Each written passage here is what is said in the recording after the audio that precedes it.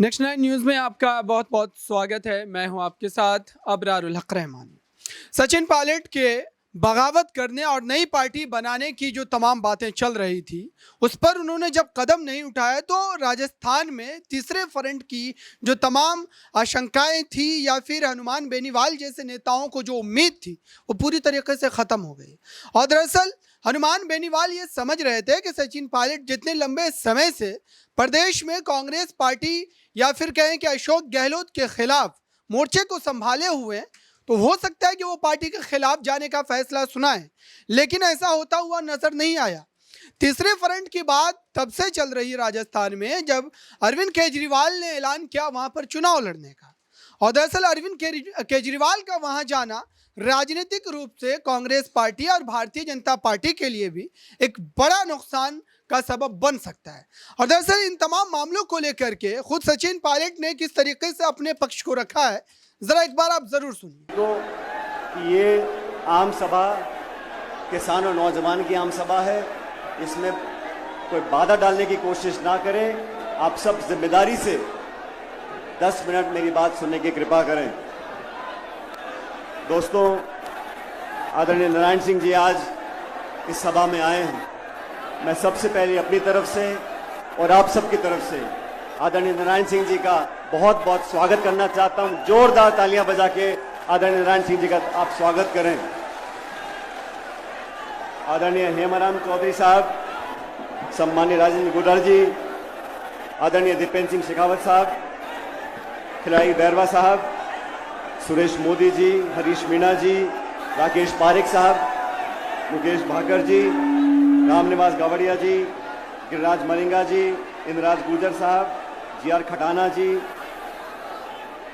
वीरेंद्र चौधरी साहब, अमर सिंह जाटव साहब, पूर्व मंत्री राजेंद्र चौधरी जी, वेद सोलंकी जी, पूर्व मंत्री के.सी. बिश्नोई साहब, महेश शर्मा जी, पूर्व सांसद गोपाल सिंह इड़वा जी, हमारे यूनिवर्सिटी के नौजवान अध्यक्ष निर्मल चौधरी जी, श्रीमती सुचित्रा आर्य जी, लक्ष्मण गाता जी, सरोज मीणा जी, जालोर से अध्यक्ष समरजीत सिंह जी, चुनीला राजपुरोहित जी, ओम प्रकाश मामू जी, शेर सिंह सूपा साहब, विद्याधर जी, महेंद्र सिंह रलावता जी, पूर्व मंत्री रामगोपाल बैरवा साहब, पूर्व विधायक महेंद्र मीणा जी, भीमराज भाटी साहब, गजेंद्र सांकला जी, अजय बोरा जी, पूर्व विधायक नमल किशोर मीणा जी, शोभा सोलंकी जी, पूर्व विधायक रामनारायण जी, विजय जैन साहब, पूर्व महापौर ज्योति खंडेलवाल जी, मुकेश शर्मा जी, पूर्व पार्षद सुभाष मील साहब, मनीष यादव जी, आबिद कागजी साहब, ओम बिश्नोई जी।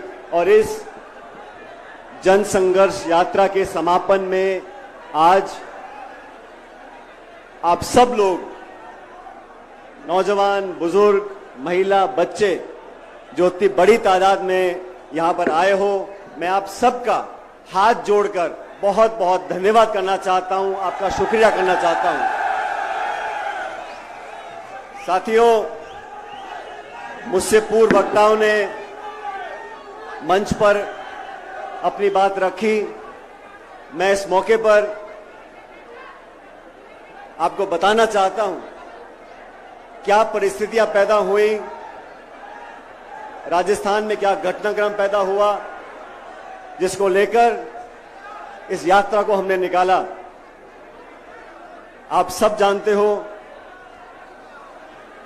जब 2013 में हमारी सरकार राजस्थान से हटी थी, उस समय 200 में से कांग्रेस के मात्र 21 विधायक रह गए थे। उस समय सोनिया गांधी जी, राहुल गांधी जी ने, मैं केंद्र सरकार का मंत्री था, मुझे जिम्मेदारी दी कि राजस्थान में पार्टी का बहुत बुरा हाल हो गया, आपको जाके पार्टी का अध्यक्ष बनना है। और इतिहास गवाह है, मंच पर तमाम हमारे साथी बैठे हैं, आप सब ने देखा 2013 से 18 तक हमने खून पसीना बहाकर, सब साथियों ने, सब वरिष्ठ नेताओं ने, कार्यकर्ताओं ने एकजुटता का परिचय दिया और 2018 तक हम लोगों ने मेहनत करी। इन 5 सालों में हमने वसुंधरा जी की सरकार, जो भाजपा की सरकार थी, उसका विरोध किया, कड़ा विरोध किया, नीतियों के आधार पर, शासन के आधार पर, प्रोग्राम के आधार पर और भ्रष्टाचार के आधार पर। 5 साल तक वसुंधरा जी के शासन में जो खुली लूट मची थी, जो बजरी माफिया, शराब माफिया, जमीन माफिया, भू माफिया, खान माफिया पनपा था, उसके खिलाफ हम सब ने आरोप लगाए। मैं प्रदेश का अध्यक्ष था, लेकिन तमाम नेताओं ने, सम्मानीय गहलोत साहब ने भी बढ़ चढ़कर हर मीटिंग में, हर भाषण में वसुंधरा जी पर आरोप लगाए। आरोप लगाए कि नहीं लगाए, मुझे बताओ। जब सरकार हमारी बनी, अभी हेमराम चौधरी साहब बता रहे थे, बाज आया, उसने माला किसी के गले में डाल दी। अब बाज क्या करता है हमारे हाथ में नहीं है, लेकिन जब सरकार हमारी बनी तो हमारा दायित्व था कि जो हमने कहा उसको कर कर दिखाएं। आज 4.5 साल पूरे हो गए। 4.5 साल में हम अभी तक उन वादों को पूरा नहीं कर सके जो हमने लांछन लगाया था, आरोप लगाया था, मैंने लगाया था, गहलोत साहब ने लगाया था कि वसुंधरा जी ने करप्शन किया, भ्रष्टाचार किया है। मैं 1.5 साल पहले से उनको चिट्ठी लिख रहा हूं, क्योंकि मुख्यमंत्री जी गृह मंत्री भी है, वित्त मंत्री भी हैं। मैंने चिट्ठी में आग्रह किया कि जांच कराओ, हमारी कथनी करनी में फर्क नहीं होना चाहिए, द्वेषपूर्ण भावना से जांच ना हो, निष्पक्ष जांच हो, पता पड़े किसने क्या किया था, दूध का दूध और पानी का पानी हो जाए। 1.5 साल तक कोई कार्रवाई नहीं हुई। मैंने जयपुर के अंदर एक दिन का अनशन रखा इसी मांग को लेकर कि वसुंधरा जी के कार्यकाल में जो भ्रष्टाचार हुआ उसकी जांच करो, उसकी जांच करो, उसकी जांच करो। 1 महीने तक कुछ नहीं हुआ। उसके बाद 9 तारीख को मुझे लगा अनशन से पार नहीं पड़ी, हमें जनता के बीच जाना चाहिए। और ये भ्रष्टाचार ऐसा मुद्दा है साथियों, दोस्तों, ये समाज को दीमक की तरह खा रहा है। अभी मन से बात कर रहे थे, नौजवानों का भविष्य अगर अंधकार में है, अगर पेपर लीक होता है तो करप्शन की वजह से होता है, भ्रष्टाचार की वजह से होता है। हम लोगों को करारा प्रहार करना पड़ेगा, भ्रष्टाचार को समाप्त करना पड़ेगा। और जो धारणा बड़ी हुई है कि 5 साल भाजपा, 5 साल कांग्रेस, इस धारणा को तोड़ने के लिए हमें दुनिया को दिखाना पड़ेगा कि हम जो कहते हैं वो कर कर दिखाते हैं। 11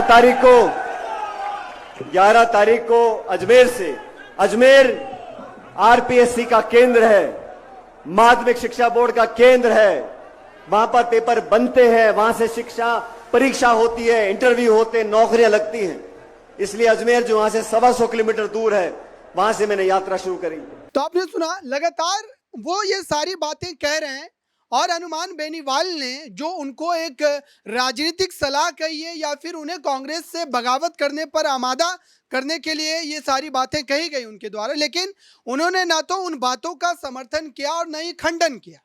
तो ऐसा माना जा रहा है कि सचिन पायलट दरअसल उस मौके की तलाश में है जब कांग्रेस पार्टी अगर उनके खिलाफ उस तरीके से राजनीतिक फैसले लेगी तो जाहिर सी बात है कि वो भी मौके पर चौका मार जाएंगे।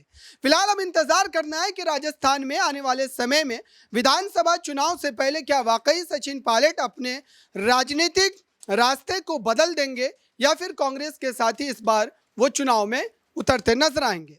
इस खास रिपोर्ट में बस इतना ही। देखते रहिए ताज़ा तरीन खबरों के लिए नेक्स्ट 9 न्यूज़ को। धन्यवाद।